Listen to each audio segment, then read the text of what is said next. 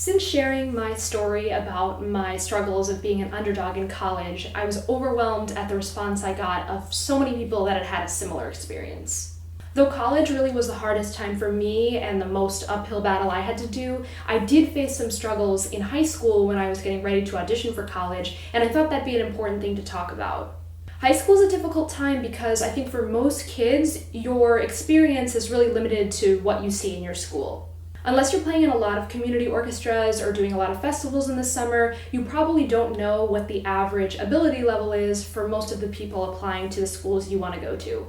I know for me, in my earlier high school days, the string program was not very strong and there weren't a lot of people taking private lessons. So even though I didn't take private lessons until my sophomore year of high school, I really quickly advanced to the front of my section, sitting first chair, and really feeling like a hotshot cellist in a short amount of time. Unfortunately, that was just the dynamic at my high school. That doesn't mean that I was this really amazing cellist who could get into any school. So it's important to know that your own small field of what you see is not what you're going up against when you're auditioning for schools.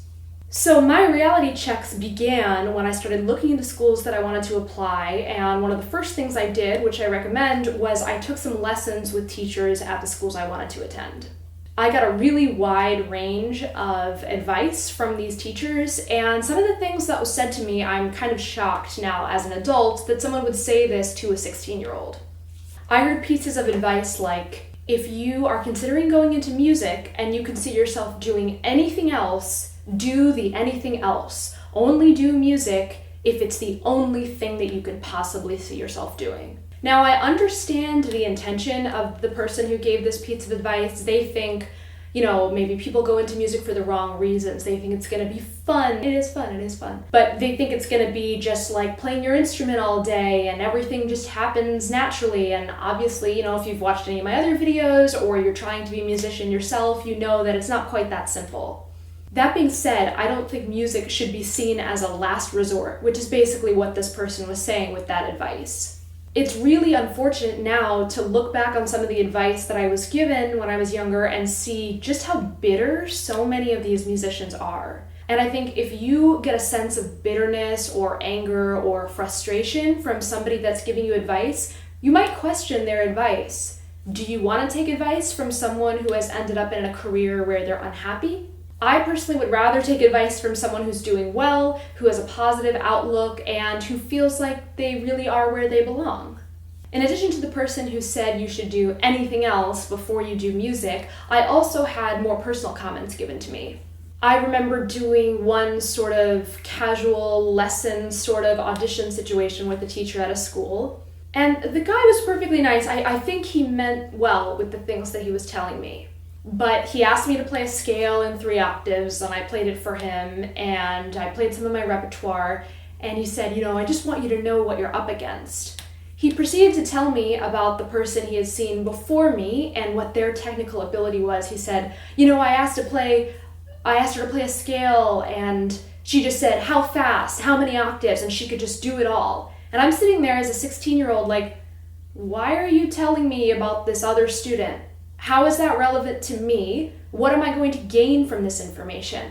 I think he wanted me to understand, the level I was up against, but really all it did was make it an awkward comparing scene. Clearly this girl he was describing had been taking lessons far longer than I have, and I think any good teacher should be able to see potential more so than just the product that's presented right in front of them. Especially if you're taking on someone as a student for the next 4 years, I would hope you are projecting some potential onto them, not only evaluating where they're at in that moment. But that was an example of someone clearly just evaluating me where I was in that moment and not really looking at what else I had to offer as a musician or as a person.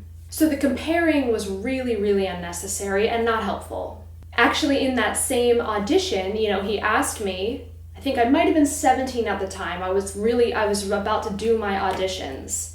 I think I might have been 17 at the time. I was getting ready to actually do my auditions.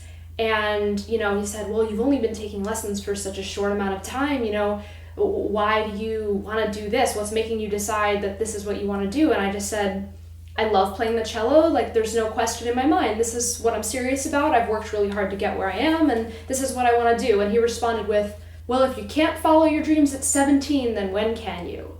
What a condescending comment. How dare he reduce my attitude down to the fact that I'm just a naive 17-year-old following my dreams. I know this guy really meant well. I don't think he was trying to put me down, but I don't think people take seriously enough the type of language and the things that they say to the younger generation of musicians.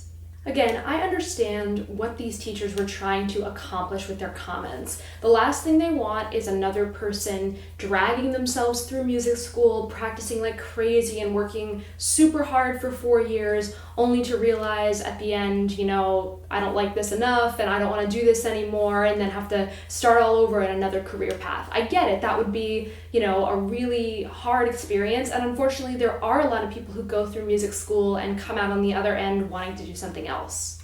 But you can't prevent that by discouraging people who just have a lower technical level. And that's definitely what I saw from my own experience.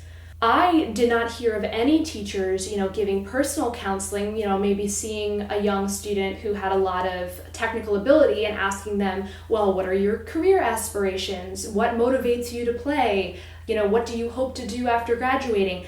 It doesn't seem like any of the technically proficient players get asked that question. It's like, oh, great, you can play, you sound really good, awesome, welcome to our school.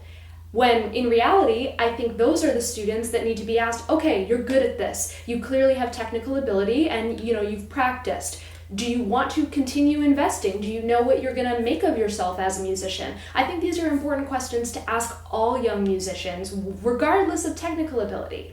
But for some reason, when a student shows real technical promise, it's like everything else goes out the window and doesn't matter. If you can play a concerto and you sound good, we'll take you. And then as soon as someone shows up with less solid technique, all these life questions come into the picture, like, why do you want to do this? Are you sure you want to do this? Are you going to work hard enough for this? And only because of technical ability are those questions asked.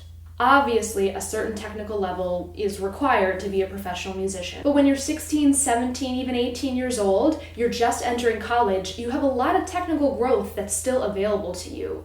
What probably is not going to change is your general mindset as a person, what motivates you, things like that. Those things can be sort of developed as you get older, but I believe personality types and people who are ambitious or people who go after their goals, that's pretty well figured out by age 18. I personally think there should be much more emphasis on a person's, work ethic, temperament, their ability to find what they're passionate about and invest in it. I think those skills are what really set a musician up to be successful, more so than their technical ability when they enter college. So if I were to give advice to high schoolers getting ready to audition for college, I don't think that you have to have it all figured out. I don't think you need to know exactly what you want your career to be. I think you just need to understand what you're signing up for, and you need to be able to get ready to open your mind to your possibilities. I remember a couple teachers in my high school days asking me, what I wanted to do or what my dream situation was. And at the time I was in high school, my dream situation was to be in a string quartet. And I remember the piece of advice being given to me was, well, there's only about 3 string quartets in the entire country who make their living that way. So that's not really an option for your career. Of course, now I do have a professional string quartet. It's not the only thing that I do, but it's certainly an active part of my career, and I think it's silly to act like, oh, you want to play string quartets? Well, you can't get a job doing that full time, so get over that dream. Obviously, a musician's career is a lot of different things, and I think to boil a question down to what do you want to do and expect to have a concise answer at 17 years old is asking a little bit too much. I think that there should be some understanding that being a musician is never going to be a cushy or an easy life. I have childhood friends my age who have gone into different fields who are not professional artists, and it's impossible for me to not see how much more potential they have for a comfortable life than me. There are no real salaried full-time jobs as a musician, or very few.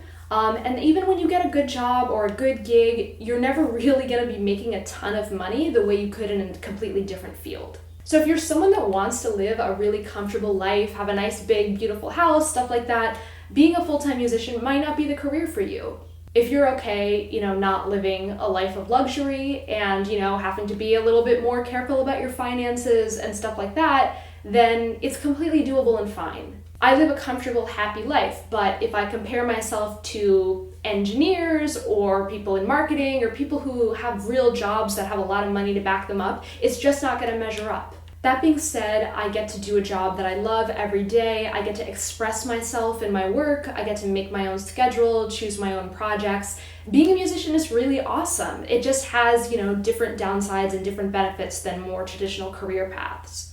So I think my main point, if you're young and you're getting advice from a lot of different places, be sure to take all the advice you get with a grain of salt and understand that the things that people are telling you are coming from them and their experiences, their personal struggles, and they might not necessarily apply to you. Don't take someone's bitterness or frustration as a sign that you should stop doing what you love. On the flip side of that, you don't want to be naive and think that everything is going to be fun and easy and great if you become a professional musician. You want to know what you're signing up for, you want to know what the challenges will be so you can be prepared to tackle them. Thanks so much for watching. If you like these videos, be sure to subscribe to my channel. I also offer career coaching and mentoring over Skype, so if you're interested, you can leave a comment. If you have any advice for young musicians starting out or even some questions, leave those in the comments as well. If you'd like to help support me and the production of these videos, you can become my patron on Patreon. Thanks for watching.